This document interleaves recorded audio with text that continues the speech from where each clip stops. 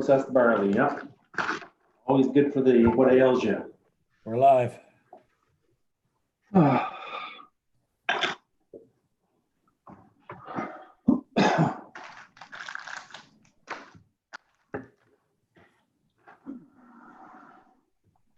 Vanessa, the list that I've got here, nobody's registered since this list was made. No, I haven't received any further registrations. Yeah, okay. I see the comments that we received later this afternoon. Sorry, I see him here now. Sorry. The first two, the first number is Sarah Duncan and the second number is Sean Ogilvie. Okay. The registered attendees here.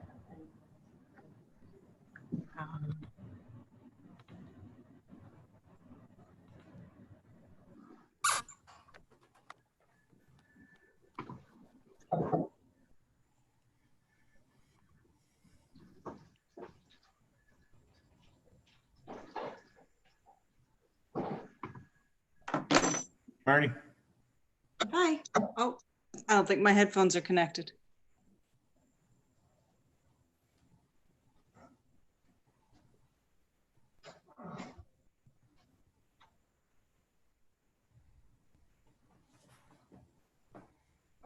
There we go.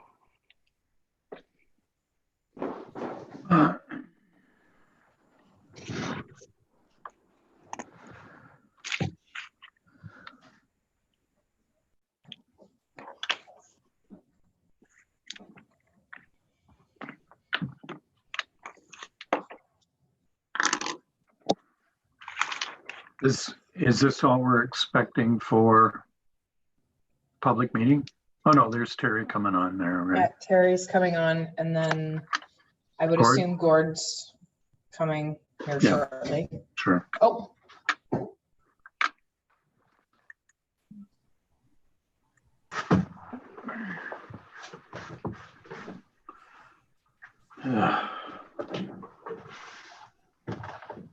We're going to be past these Zoom meetings in the next few weeks, couple of weeks, by August. Does anybody know? Don't know yet. Am I Okay. muted? No, Unmuted, yeah. we heard what you Vanessa. said. Yeah, we don't know yet. We have to take into consideration all the announcements today and figure out what they mean and what the best way to move forward is. Sure. Good luck with that. Thanks. Yes, study. There'll be a study on that. I can tell you there won't be.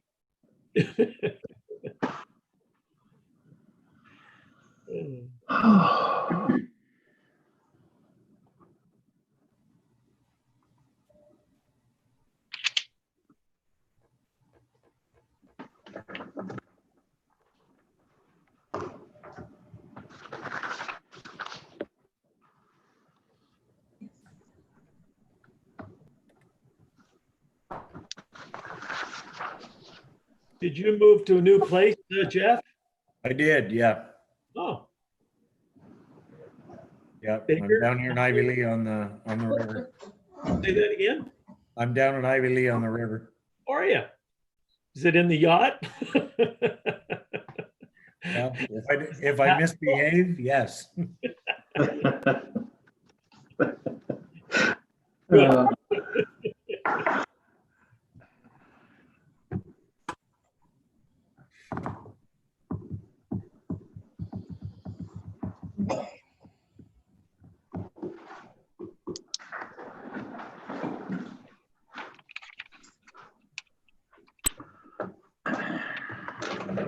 Come on in. Ain't too much later. Yeah, super.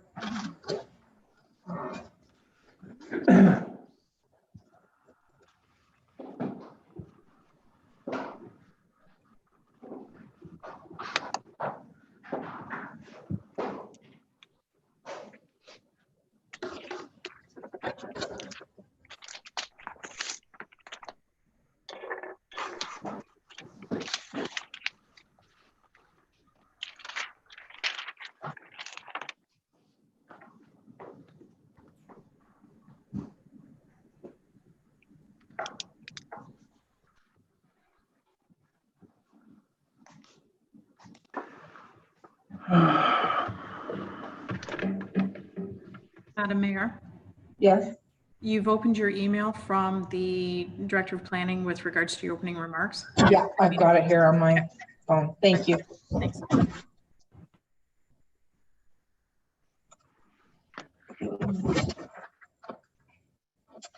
So we're just waiting for Mr. Olkey. Maybe I'll send him a quick text just to see.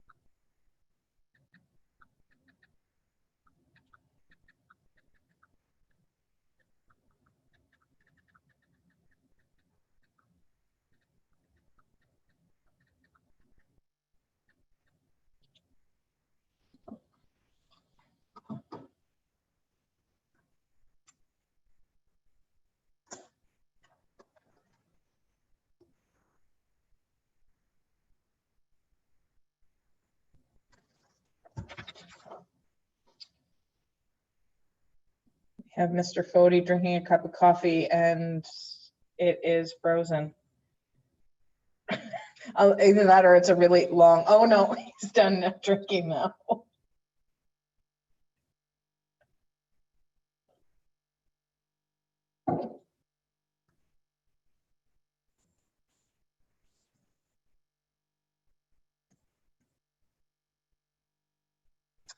Madam Clerk, there's a question in the question and answer box. Can you address that?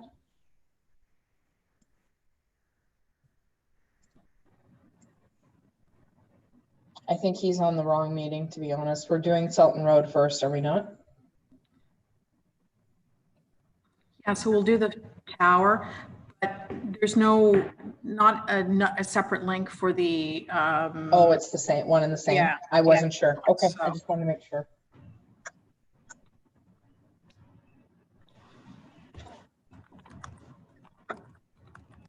Okay, I haven't heard back from Councillor Olkey, but we'll get started in the essence of time. So I'll call this meeting to order at 5:30 p.m. And this is a public meeting, and it's in regards to an application at 58 Selton Road. So I'm going to ask for any declaration of conflict of interest or general nature thereof. If so, please declare it now. Seeing none, I'll move on to the public part of the meeting, and I'll read just a synopsis of how the meeting shall go. Personal information collected at this public meeting will be used to assist in making a decision on this matter. All names, addresses, opinions, and comments are collected and form part of the minutes which are available to the public. Questions regarding this collection should be forwarded to the Director of Planning. Following presentations by the applicant or staff, committee members will be afforded an opportunity to ask questions for clarification or further information. The meeting will then be open to the public for comments and questions. When you speak, please provide your name and address for the recording in the minutes. All comments should be directed to the chair, myself, of the meeting. The applicant will be provided the opportunity to address public questions once all members of the public have made their submissions. For the applications being presented tonight, a report and recommendation are being presented to council for the applications. Okay, with that, we'll move forward to the third item on the agenda, which is the tower application T-2020-003, 58 Selton School Road, Freedom Mobile, Mobile/Forbes Brothers Limited. So with that, Madam Planner, do you want to open this up and then we'll move forward in the process? Oh, can't hear you. There we I go. also believe that the applicants are registered and on the line. Yep. Vanessa, are you aware of which one it is? Okay. So this is an application for a cell tower at 58 Selton School Road. The application was circulated. There were no concerns from any agencies that this was circulated to. This is being brought forward to council based on the cell phone tower protocol or communications tower protocol that is a council approved process. So council is required to provide a resolution of comment for forwarding to the applicant on this so it can be submitted to Industry Canada. There was one member of the public that came forward with concerns regarding the proximity of the proposed tower to their residence. This was forwarded to the Agents for Freedom Mobile for review and comment with the applicant. Staff have verified that the setback of the tower is approximately 550 feet from the residence. Happy to answer any questions. Okay, thank you, Madam Planner. I apologize. Don't know where that came from. Madam Planner. So I guess we'll go forward with the agents who are here on the line to speak to this application, and we'll hear from them. We have Sarah Duncan and Sean Ogilvie on the line, and I believe both of you are muted. Oh, I think I've been unmuted. Yep, there you go. Okay. I've been unmuted as well. Wonderful. Thank you so much for joining us. Sure. So would you like us just to give kind of a bit of an overview of what If this you wouldn't proposal mind. is? Thank you. Sure. So from the introduction you heard there, thank you. My name's Sean Ogilvie, and I'm with Forbes Brothers. We are an agent to Freedom Mobile. And just for anyone who doesn't know who or what Freedom Mobile is, they are Canada's 4th national wireless carrier. So if you have your Rogers, your Telus, your Bells, Freedom is more or less the next biggest one across Canada and growing. And what we're working on right now is building out their network in Eastern Ontario. So this tower site we're talking about today forms one part of an expansion that extends from east of Toronto all the way through Cornwall and up into Ottawa. It's about one of roughly 65 new tower sites kind of following the 401 corridor, more or less through that direction. In this case, from Freedom, they proposed a site to address some network coverage expansion for the community of Selton, and kind of specifically along Highway 401, 137, Reynolds Road, and the Thousand Islands Parkway. And from Freedom's RF engineering department, we received some search coordinates, which were roughly southwest of the 401 and 137 interchange there. And from that area, we have, there's a little bit of flexibility to move around, but we were able to get pretty close to their target coordinates. We found an interested landowner there. It's not surrounded by any dense residential uses or other, say, incompatible uses. So we were cleared to move forward, and we have since brought that to the township. Specifically the location, I don't know if you have a good map in front of you, but this is at 58 Selton School Road, and it is set back from Selton School Road about 450 meters, or a little over 1,400 feet from the access point. Other features of this location are a large portion of the access road is already constructed, being towards the landowner's house and buildings there. It also gives us access to power for the tower off of Selton School Road. The tower itself is 80-meter tall steel lattice structure, and the height is just necessary to provide the reach. The smaller you go, the less it will cover. So when you're not too close to other uses, they try to go a little bigger to limit how many they need overall. The tower will be located in a 15-meter by 15-meter fence compound. And what else do I have to say about that? There's also a radio equipment cabinet prefabricated that will sit as well in that compound towards the north side of the property. For the township protocol, we have sent out mailed notice, as was mentioned there, and I believe this went out to property owners with a 250-meter radius, and also published a notice in the local paper. And as was mentioned, we did receive comment from a neighboring landowner or their family members who we responded to and provided copies of that correspondence to the township. And then additionally, we did get one phone call about someone who offered or was asking if we were interested to move the tower east of 137. They had some property, but that is outside of our target area, so it was disqualified. Other than that, we are just participating here today in case there are any questions that have not yet been addressed or comments, anything like that, we're available. Thank you very much, Sean. Do any of the councillors have any questions in regards to the package that we were afforded prior to this meeting, in regards to the map or the application itself? Is there anybody other than Councillor Maybe first? Otherwise, I will recognize Councillor Maybe. Go ahead. Thank you, Madam Mayor, and through you. I was just wondering, is there a possibility of other possible renters using your tower also? I know that in the past, the communication towers had multiple users on them. And just wondering if that status is still holding or whether that's a possibility in the future. Thank you. Go ahead, Mr. Ogilvie. Yes, through you, Madam Chair, that is definitely a possibility. At this point, we have not been notified of anyone with any interest in it, but certainly it's open for sharing, especially a tower of this size and construction. It definitely has the capacity to hold more than one carrier.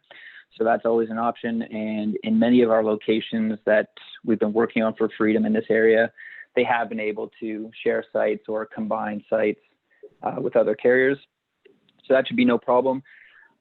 And in addition to that, I suppose if it is warranted or requested, we can also send notice to the other carriers if and when we receive a successful recommendation or a recommendation for concurrence from the township. We can notify them of the new location and just let them know if they're interested. This will be going up in the next, however many months or so. Thank you. Deputy Mayor Lackey. Oh, sorry, we need you unmuted. There we go. Thank you, Your Worship. Through you, with some of the other carriers and tower builders, we've had agreements with, the fact that if they become redundant or you don't want them, are you going to look after taking them down, taking them away from the property at some point in the future? Mr. Ogilvie. Yes, through you, Madam Chair. So in many cases, once we're at the conclusion of this process, and again, if there's a concurrence recommendation and Freedom's allowed to build it, often municipalities will add in a note or a condition that after some period of the tower not being in use or not being operational, say 6 months, a year, whatever you'd like, they add a note that it's the carrier's responsibility to dismantle it and take it all down. That's pretty common, and I don't think that would be a problem to add in this case. Madam Planner, you want to just add that, and then I'll go back to Mr. Lackey for follow-up. Thank you, through your worship. I was just going to note that that is in the recommendation that's included for council's business later in the agenda. Thank you. Mr. Lackey? How do we know if it's in use or not in use? Mr. Ogilvie? You know what? That's a good question. I guess I wouldn't know if it's in use or not either. So I guess the main thing would be most of these stay in use until there's some sort of technological change. So for now, the way they work, right? You need to put your antennas up somewhere high so they can cover the area. Although it's not widespread yet, with the implement of 5G networks, which we're a ways away from that being the normal, but the theory is you'll have a lot more towers, but they'll be a lot smaller. So, if there's a shift like that and you get a bunch more applications, then it is possible they may want to dismantle them. Otherwise, it would be probably a matter of age. If it just gets old, the structure needs to be replaced, or it's no longer useful. The other possible way I could see this happening is the lease terms with the landowner get renewed, I believe, every 5 years. We could maybe try and set up some sort of notification system for the township that if it gets renewed, just to let you know it's still in use type of thing. but I'm certain we could come up with something. I've never been asked that before, to be honest. Good question. Thank you, Deputy Mayor Lackey. Councillor Olkey, you have a question? Yes, Your Worship, and thank you through you. I apologize for being slightly late, and I don't know if this has been asked, but I had a constituent state concerns about the lighting on the tower, in that having moved to the country, they like the peace and serenity and the ambient conditions, especially in the evenings. And they're wondering what kind of lighting system it would have, and if this would be a huge beacon on the horizon that would disrupt things. Thank you. Go ahead, Mr. Ogilvie. Thank you. Yes. So the lighting requirements come direct from Transport Canada. For this specific site, we have made the application, but have not yet received the clearance. So no matter what happens today, Freedom cannot build anything until they get that clearance. It is our expectation that there will not be any lights on this tower. And what that's based on is the last batch of sites we have applied for from Freedom Mobile and have received the application back. They have not required any lighting. The second aspect of that is there are no aeronautical zoning restrictions on the property registered on title. So there's that. And then there is no airport nearby with any instrument approaches. So it's our expectation that there will be no lighting required, and we can provide this information to the township as soon as it comes back, because like I said, Freedom can't build anything without it anyways. And then the other part to that, if on the off chance lighting is required, the companies nowadays use community-friendly lighting, it's called. So if there are lights, there will be shields installed on the lights to reflect ground scattering, it's referred to. So the lights only go horizontally. It's only meant for aeronautical safety and not for lighting anything on the ground or anything on the neighbors' properties. Again, that all being said, of course, if you're at the right distance, at the right elevation, somewhere, usually further rather than closer, you might be able to see it. But I mean, if you drive along the 401 in the evening, you know, maybe every fifth tower or so might have lights you can look, and I would not describe it as lighting up the sky, but of course that's to each individual's perception. But again, if lighting is required, it will be community friendly lighting with shielding, but our expectation is for no lights. Okay, I have Councillor Maybe, then Councillor Foti. Thank you, Your Worship. Through you, have a couple of points. Number one, the Thousand Island helicopter that is flying around our area very frequently when they're fully engaged with 3 helicopters, I believe would be part of a close proximity, since that's roughly 250 feet off the ground. And any other tower that I know in our area does require lights, and it typically is red at night and a white strobe during the day. So I would imagine that this would also require lighting, because I believe it's within that ballpark of height. Thank you.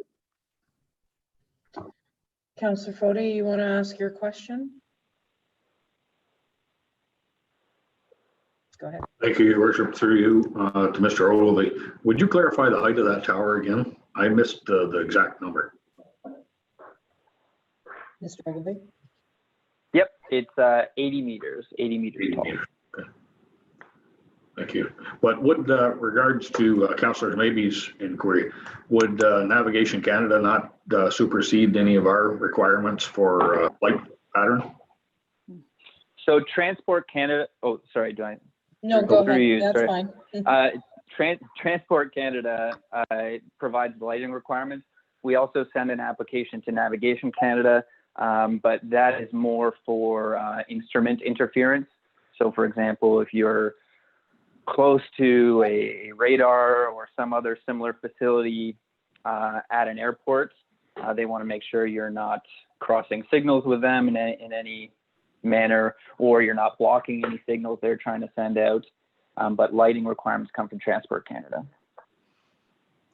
Just thank you. Just one follow-up. I'd like to hear from our pilot on his if there's any concerns regarding the height of that tower for navigation. Councillor Gorell, do you have anything to add? No, nothing to add really. There are low flying requirements and so on. And if you're flying at 250 feet, other than following the 401 for some reason, I would strongly suggest that there will be a light on that tower. I find it hard to believe that Transport Canada will allow any tower to be up there without a light. I don't think it'll be a significant light, but I do believe it'll be lit, and I don't think it would cause anybody any major problem. That's just my opinion. And it's infrastructure, what is it? Infrastructure Canada that deals with towers, and Marnie would know that and could provide it if anybody's interested. She would know that link. There's actually an entire section on towers and so on. So this needn't be vague. This could be made very, very explicit. And frankly, I'm surprised it's not in the presentation from the group here. Very, very, very concise about towers and how it's done and so on and so on. That's all I have to say. Thank you. Okay, are there any further questions for Mr. Ogilvie or Ms. Duncan? Okay, seeing none, I will thank them both. I'm not sure if the owner of the property and I don't believe I've got another person who had signed up for the meeting, Edwin Duncano. Madam Mayor. Yes. Sorry, I see Bria Sherwood, who is on, and so she's acting on behalf of the owner, Joe Sherwood, her father. Okay. But Mr. Duncano was on earlier, but I don't see him on now, but I do see a Mark Mangan, and I don't have him registered for either one. Okay, I'll go to Ms. Sherwood to see if she has any comments to make before we tidy this up, and then I'll double check with Mr. Mangan. So Ms. Sherwood, we have you unmuted now. Is there anything you'd like to add to this application? Ms. Sherwood? I guess that you don't have anything to add at this point, or I just see it went back to mute. Can you unmute her, Vanessa?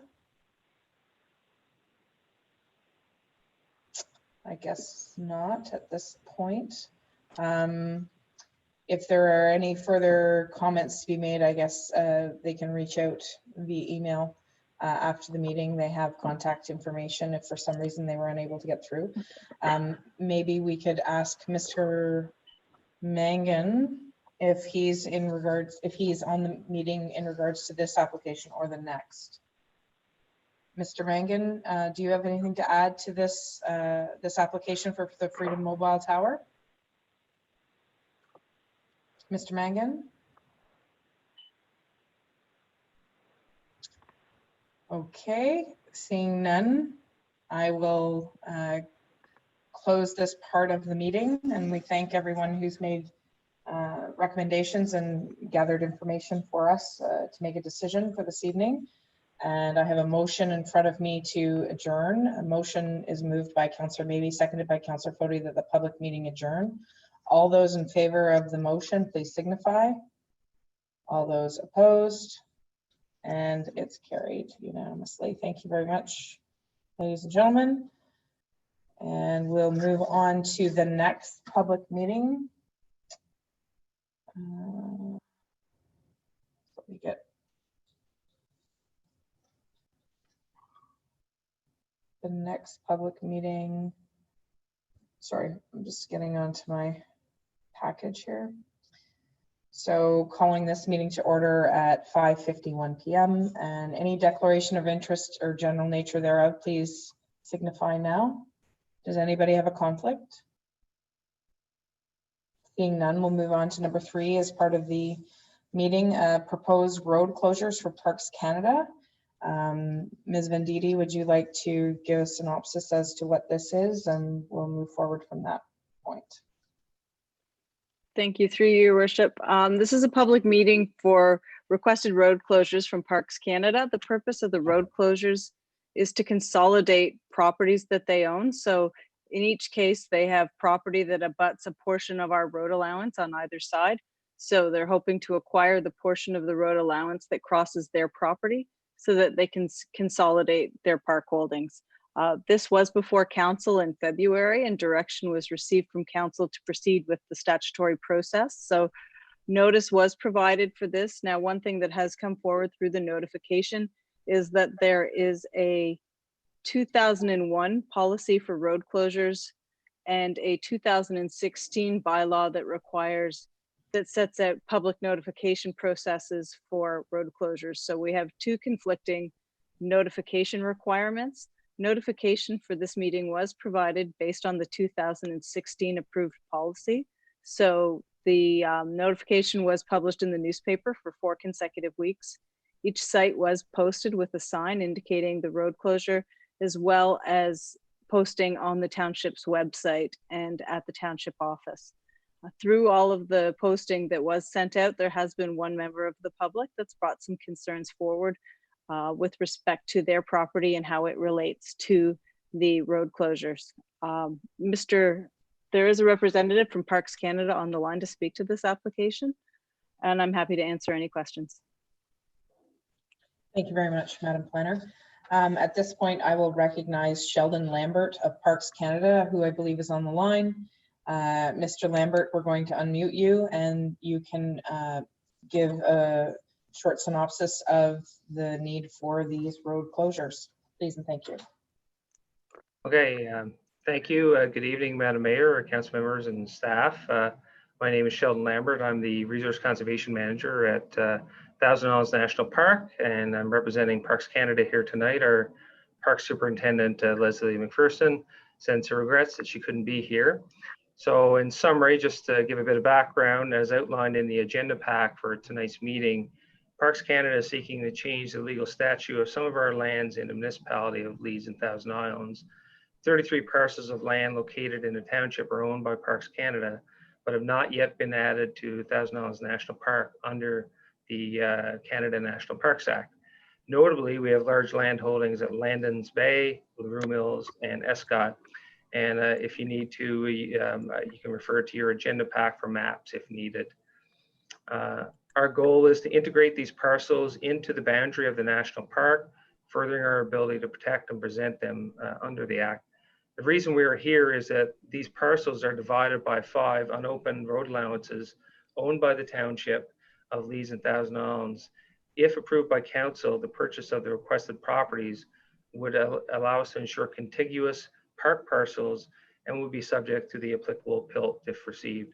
The road allowances are found at Landon Bay between parcels 3 and 5. That's page 2 and 3 of your agenda package. Escott properties are found on page 3 of your agenda package. LaRue Mills is found on page 4. We did make a correction to the map, and I think Marnie can maybe speak to this, that the correct locations are actually on page 26 of the agenda pack. And there is a property at Haas Road between parcels 33 and 34 on page 4 of your agenda pack. From a park perspective, it's more practical to have contiguous tracts of land rather than land bisected through various unopened road allowances. And some of the background that you may be very well versed in is that during the construction of 401, the province of Ontario acquired a significant number of properties within your township and Fronted Young. And after the completion of the 401, 80 parcels of land were no longer required by the province. These lands were then transferred to the St. Lawrence Parks Commission in 1972 to become part of the provincial park system. Furthermore, these lands were then identified as part of acquisitions to increase the land base of Thousand Islands National Park, then St. Lawrence Islands National Park, and to facilitate the protection of ecological integrity. Some additional mainland properties were also acquired via private donations under the Federal Eco Gifts Program. St. Lawrence Parks Commission agreed with the vision proposed by Parks Canada and the Nature Conservancy of Canada. And in 2005-2006, lands were sold and transferred to Parks Canada Agency for incorporation into the national park. These properties have been operated as part of the national park since that time. And also highlight that any use of Parks Canada properties is subject to our management plan, which underwent public consultation in 2019, and we're hoping that it's going to go before Parliament in the fall. And let me speak to the issue of public access that was previously raised by one of the people who had wrote in. And Parks Canada belongs to all Canadians. In addition to protecting the national parks, the agency is mandated to present Canada's national heritage in ways that foster public understanding, appreciation, and enjoyment. These road allowances are very unopened, narrow tracts of land that are bordered on both sides, often by the park. And as part of the national park, these sites would be open to the Canadian public unless there's public safety issues or critically impaired species at risk in those areas. The transfer of road allowances to national park will facilitate cohesive land management by creating contiguous tracts of land south of the Highway 401. The action may also enable Parks Canada to develop opportunities for members of the public to explore and engage with the rich and varied ecosystems of Thousand Islands National Park. For example, the closure of these road allowances may allow Parks Canada to improve trail linkages between large parcels at Landon Bay. In conclusion, Parks Canada is in the process of integrating lands at Thousand Islands National Park under the National Parks Act. And to provide for improved park management, Parks Canada is requesting portions of unopened road allowances separating our land holdings to be closed for the purpose of transfer to the park. And I'm happy to take any questions. I know it is a bit of a technical dog's breakfast there about how these little bits and pieces came to be, and they all have been surveyed accordingly. And we followed all the direction from your municipal planner about how to process. So I thank you for that. And I turn the chair back to Madam Mayor. Thank you so much, Sheldon. I'm going to recognize Deputy Mayor Lackey, and then Councillor Fody. Did you have your hand up? Okay, and then Councillor Fody. So go ahead, Deputy Mayor. Thank you, Your Worship, and through you to Sheldon. Sheldon, some of these unopened road allowances are being used for recreational use and may not be foot traffic. It may be motorized vehicles. Is that going to be deterred, or is that going to be allowed? So it's a good question. Generally, to our knowledge, at least for a lot of the Landon Bay properties, there is no ATV use in those areas right now. ATV use is generally discouraged in national parks. We often go with low impact activities, and we try to incorporate some of those things into existing trail systems where possible. But yeah, in terms of a multiple use trail system, to our knowledge, there isn't a lot of that occurring. There was some historical use in Landon Bay that has since been discontinued, and they are quite narrow, so it is hard to access the site without necessarily going into the park. So that's that is the intention, is that motorized access would be more difficult than sort of foot access. Follow up, Your Worship. Go ahead. Would you be open to conversation with some of our ATV clubs, snowmobile clubs, that type of thing, should it arise? Because that's an important part.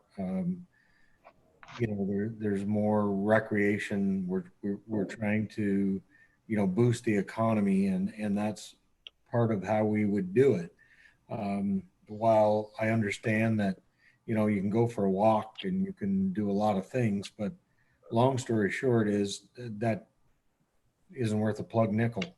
If we get these guys paying for licenses and that kind of thing, long and short, it might be better for all of us. Mr. Lambert? Yeah, I would sort of say that in general, once parks or parcels are committed under the National Parks Act, with the obvious exceptions, we often don't permit motorized access for ecological reasons. I think if, to my knowledge anyway, at least the sites that I've been out onto Landon Bay, that use hasn't really been continuing for several years now. And some of the areas are actually in the water, like some of the road allowances are partially submerged, so they wouldn't be amenable to likely recreational activities from ATVs in that regard.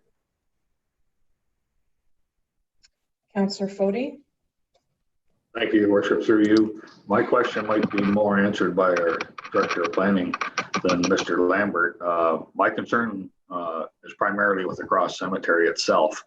Are we assured that that Cross Cemetery Board of Directors or guardians of that cemetery have access to that joint road allowance that's on the very end of that property? If anybody is familiar with that cemetery, when you go to the very end of the Cross Cemetery Road, you actually hit the boundary, there's a turnaround to your left. When you immediately turn right, there's a downhill grade that actually accesses the lower perimeters of that cemetery. I want to be abundantly clear that isn't going to be restricted to the caretakers of that cemetery. Madam Planner? Thank you, through your worship. When we were initially starting conversations with Parks Canada regarding this, the proposal was to acquire the entire road allowance. However, through the conversations with council and with the applicant, we have refined it so that the area of the road allowance has been reduced so that we ensure that we have the current turnaround that we have right now. So we're keeping what we need to be able to ensure the service of the cemetery. I'm almost clear. You said we're keeping the turnaround. Yeah. To put it clearly, the turnaround has nothing to do with the lower access to the cemetery. It's a totally separate piece of short road that veers off directly straight south from that turnaround on the boundary line. I would have to look at that in greater detail. At this point, I think that's the first time we've had discussion around that turnaround road, or not the turnaround, sorry, the access road. So I'll have to look into that. Just to be clear, this is just the public meeting tonight. So right. There's not a recommendation other than to proceed with the process. So this isn't final tonight. This is a public meeting. So I can look into that and bring information back to council. Okay, well, just for clarification, I did bring it up previously. I did. I would be glad to meet yourself or anybody else out there. Sure. Or better still, members that look after that cemetery, which I'm not one. But I do know where that access point is, just for clarification. Thank you. Great. Thank you very much, Councillor Fody. Any further questions? Councillor Garrell? Yeah, I don't know if I can just clarify that our intention, I believe, in that the cemetery is carved out as a separate land parcel around our holdings there. And if you look at the map, it doesn't include anything close to the Cross Cemetery Road. Yeah. The new map. So I don't know if it's been shrunk, but I didn't want to beleaguer the point, but I appreciate you, Mr. Lambert, for pointing that out. We'll have further discussion about that. Sorry about that, Councillor Garrell. Yes, thank you. And through you, Your Worship. I have some comments and some questions, but beforehand, I would like to, landowner, Mr. Wills, I believe, is on the line, and I'd like to hear his comments before I have further questions and so on, if I might be allowed. Thank you. I will recognize you once we've heard comments, Councillor Garrell. Any further questions or queries before I open up the floor to the public? Deputy Mayor?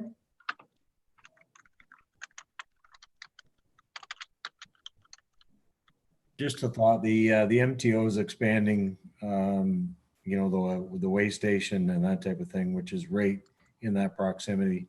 Are there any issues there?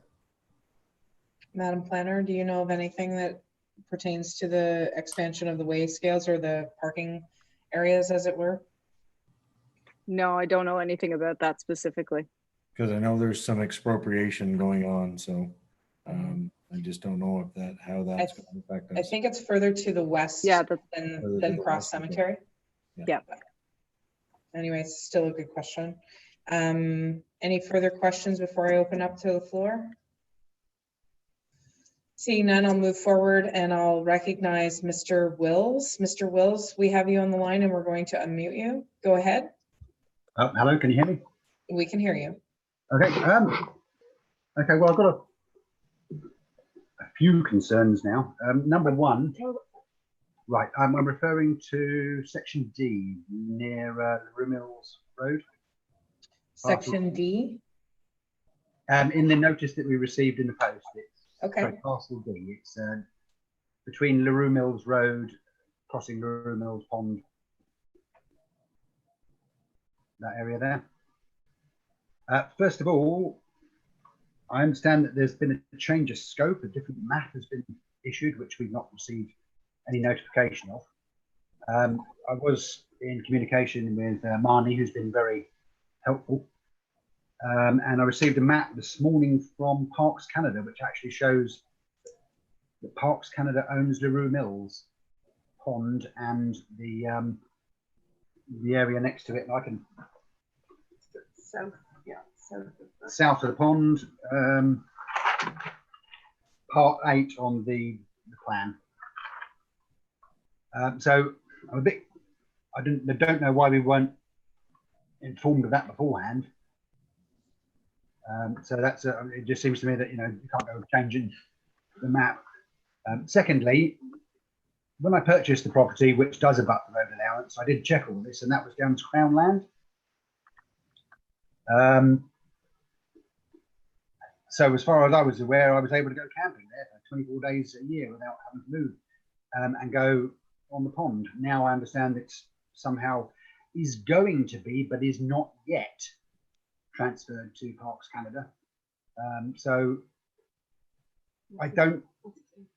So what is the status of that section? Because they're trying to acquire the road allowance between land they do own, that is owned by Parks Canada, and land which they intend to own. I mean, I might argue I intend to own all the land that's above to the north of my section. So can I buy the road allowance there? If they don't own the land, then I don't see that they can be arguing that they're amalgamating 2 plots of land.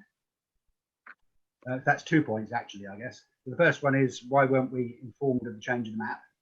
Number 2, if they don't own the land, how can it be a process to amalgamate the 2 sections of land? I know that's not quite the terminology. Thirdly, I guess, I also have some concerns about the actual application as to which part of the road allowance they're trying to purchase.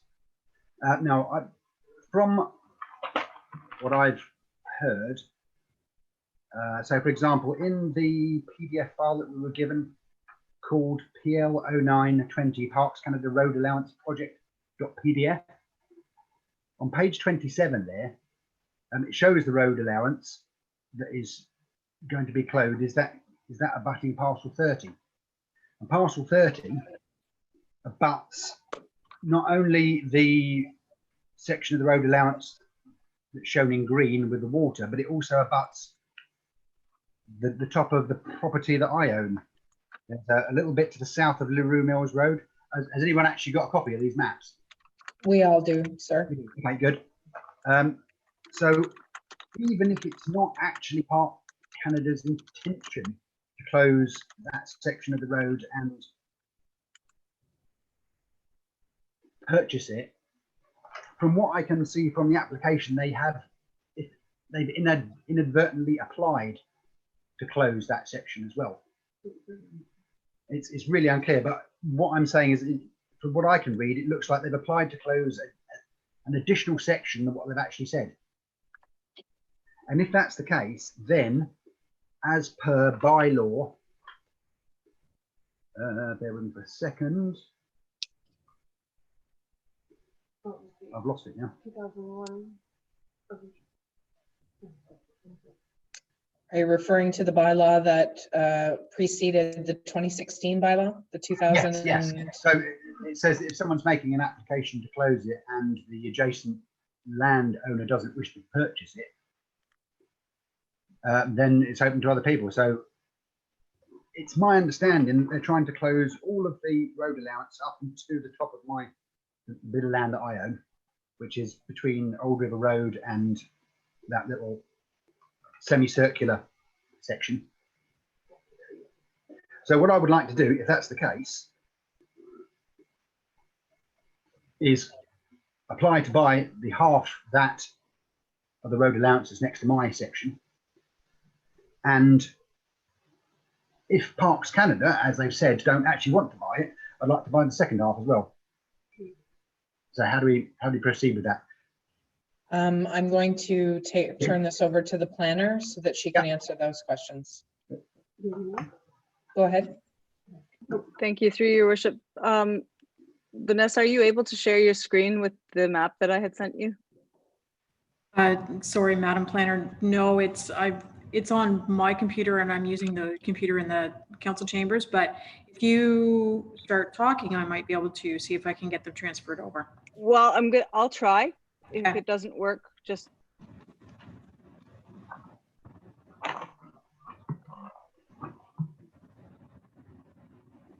Sorry, I can't do it from my screen. I could always switch computers that I'm on right now so that I could do it. There is a map. Karina, would you, or sorry, through you, your worship, would you be able to share it possibly if I forwarded you a map? I think it would clarify a number of questions. I don't know if I'm still, am I still on? No. Oh, yes. I am. There are a lot of maps. No, this is the one though, I think that clarifies everything that we discussed earlier. Well, we've been looking at lots of different maps, some of which just show it all in yellow, some of which show it with yellow and green sections. On the website that shows the township's road allowances, the section that actually goes through LaRue's Mills Road is shown as not being a road allowance. So maps are very confusing. If I could speak to this, sorry. So the notice of public meeting or the notice of meeting that was posted showed the entire length of the road allowance in yellow. That was an error on our part in terms of the posting. It should have shown the segments of the road allowance. And I've just provided a map that was the map that was in the Parks Canada submission that shows the parcels that they're looking to acquire. There's a shares. Yep, just 1 second. Okay. Madam Planner, I'm just. Madam Mayor, I have it here. Oh, you do? I'll let you do it. Go ahead. I apologize. I'm not using my regular computer for doing the meeting. There we go. So if we look, can everybody see the map? Yes. If we look at this map, the area is shown in green. The whole road allowance is shown in yellow, in red and green. The areas shown in green are the areas that Parks Canada is looking to acquire to add to their holdings to consolidate their properties.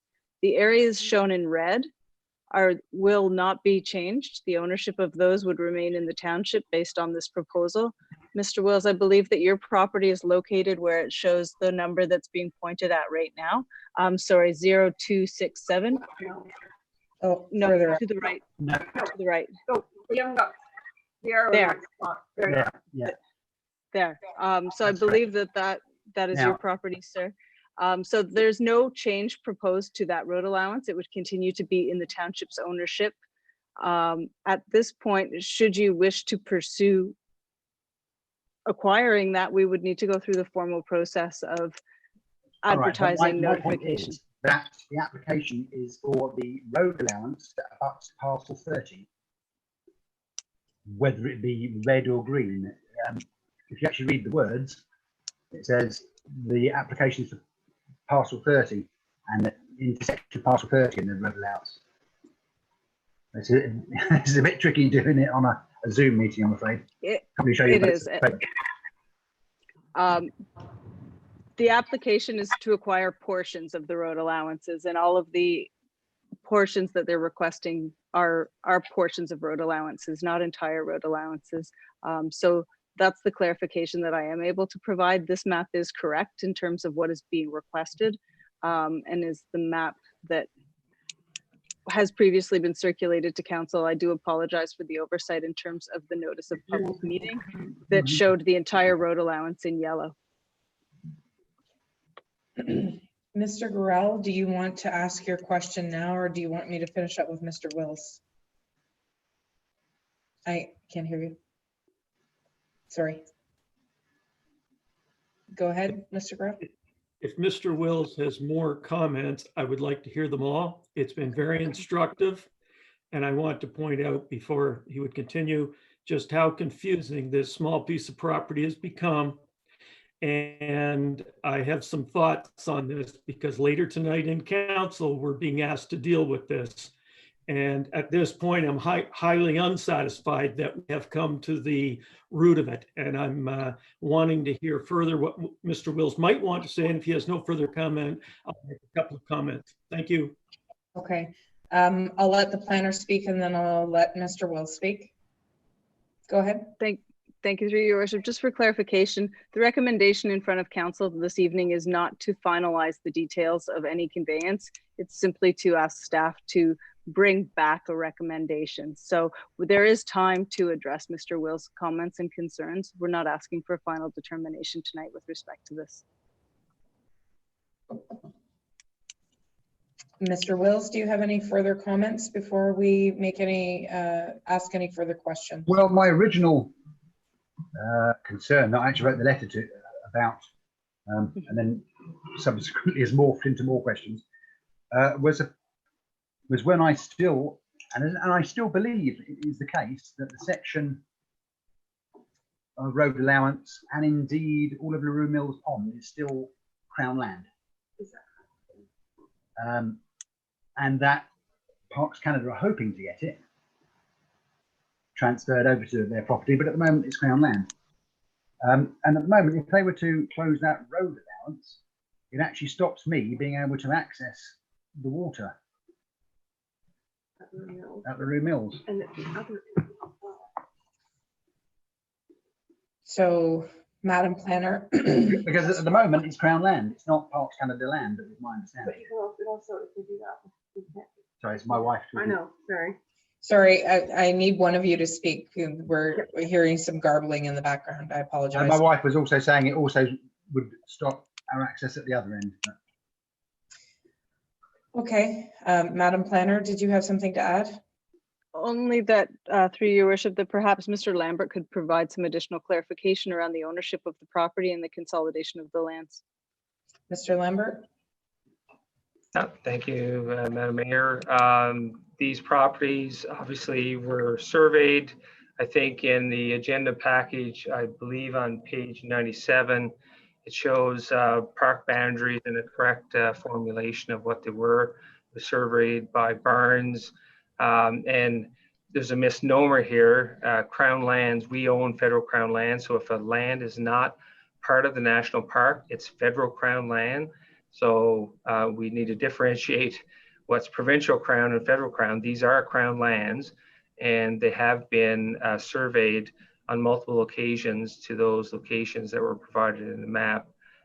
So just to clarify, we already own these and are paying PILT on them, particularly in the pond issue that he's concerned about. That has been and has been being managed since 2005, 2006 as part of the national park. I guess there has been, obviously, with any sort of survey issues, there's always some complexities, but I would refer you to the most recent survey that I think is on page 97 from Barnes that really sort of solidified that. Part of us gazetting the national park was a requirement to ensure that we had bilingual land surveys and descriptions prior to making a regulatory package to gazette it under the National Parks Act, because our current mechanism to monitor this site is through Trespass Property Act. So we obviously have more protections for protecting the land when it's under a national park regulatory framework. So that's hopefully that clarifies that question. Deputy Mayor Lackey.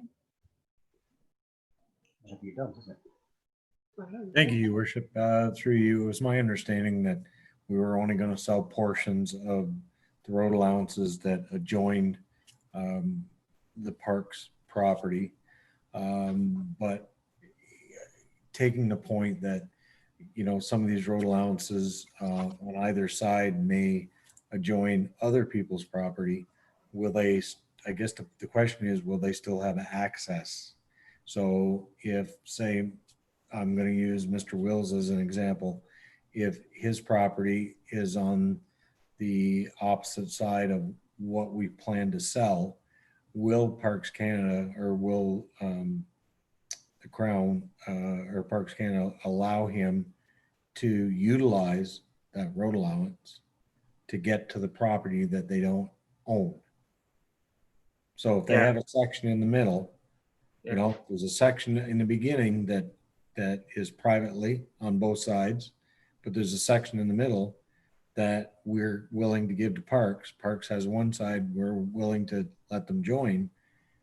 And then on the other side, there's another privately owned portion. Will that road allowance exist for those private individuals? Yeah, so I guess there's two questions there. One is that obviously when a national park property is owned by us, it's open to all members of the public with the exception of, clear safety or sensitive environments. And even if there's not trails there, there's nothing that prevents a member of the public subject to following national park rules, like, no hunting or no engaging in cutting trees down. They're able to move through our properties unencumbered, and that's always been the way. Certainly at Landon Bay and other properties, people often walk through our properties, and there's no impediment in those situations to access. I think the difference is, would we authorize a formal roadway through our property to access a property outside?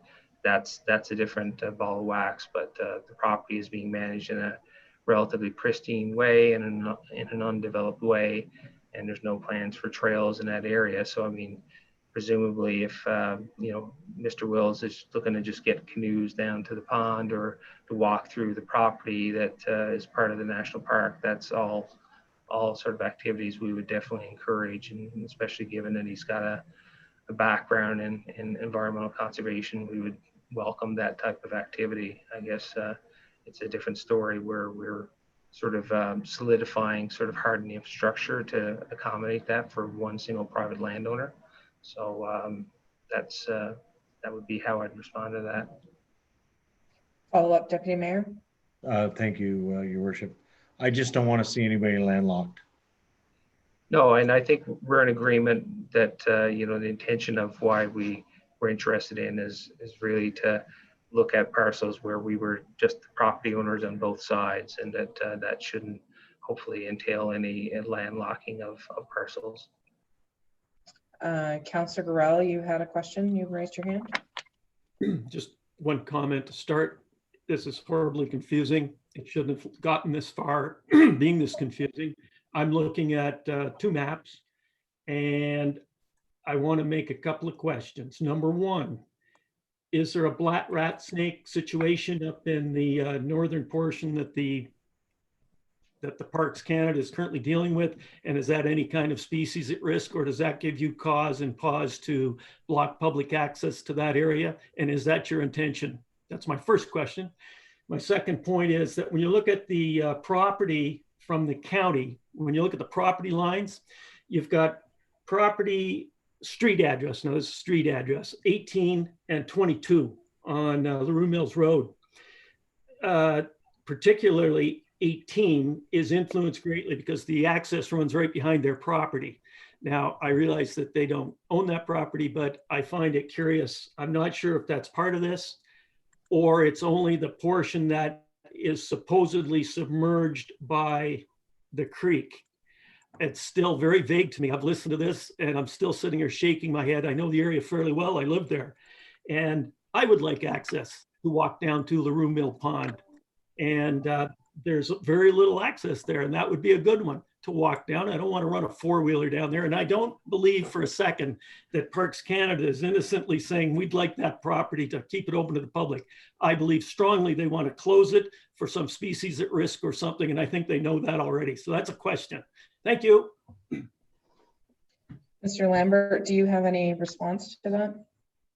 Oh, I mean, obviously, I'll respond the best I can, but the intention is if a property is through a zoning is a zone 2 area, which this area is, we have no intention of closing those areas. They're managed for wilderness type activities, which would allow in the future rudimentary trails or sort of public offerings, but they're definitely not intended for high use activities. And as regards to the gray rat snake, I mean, obviously there is provincial regulations about development within 200 meters of those winter hibernaculum sites, and certainly I think on the not on the brew mills, but on the other Escott property, there is concerns there that we have to be very careful about what we would allow or permit there.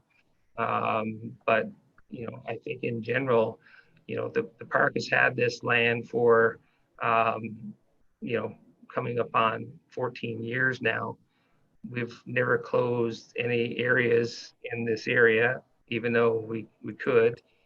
We've basically kept the land in a relatively pristine, open condition. We don't have any current development plans for this area. It's meant as a overall protection for the ecological integrity of the area.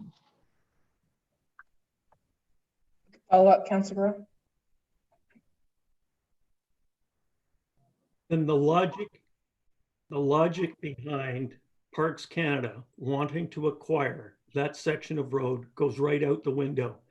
You want to leave it sort of as is, but on the other hand, you want to control it. I'm highly suspicious of that, Mr. Lambert. You have no need to acquire it if what you say is true. It doesn't infringe upon you. It does nothing. So why would you want to infringe it? And I may very well suggest that we amend the policies going forward, that we take this off the table completely, sections 29 to 31, until we have further clarification. Because as I see it, from everything you've explained and everything Mr. Wills explained, there's no need to do anything. There's no need for you to acquire this property. Thank you. Are there further comments or questions in regards to this application? Excuse me, Madam Mayor. Yes. I do have a question from an Oliver.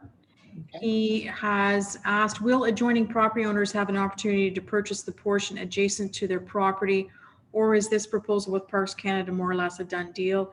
And I believe Ms. Venditti had responded to that a little bit earlier with regards to if there's an unopened road allowance portion that runs through their property or they're adjacent to, they would have to follow the same procedures that Parks Canada has with regards to opening up the, or my apologies, sorry, for filling out the application for a road closure. That correct? Would be correct. Would that not be correct, Madam Planner? Okay. Yep. So the same process applies. If anybody wants to purchase a road allowance, then they have to make the application to the township and follow the protocol as Parks Canada has. Any further questions or any other people wanting to speak to this? I believe Mr. Wills has a question. He's got his hand up, so I'll just unmute him. Okay. Mr. Wills, do you have any further comments or questions? We're running out of time here. Yes. Well, first of all, I'm not convinced that the answer we received as to who owns the Rue Mills Pond was quite as definite as they wanted it to be. So they've been managing it as a national, under management as a national park for a certain amount of time.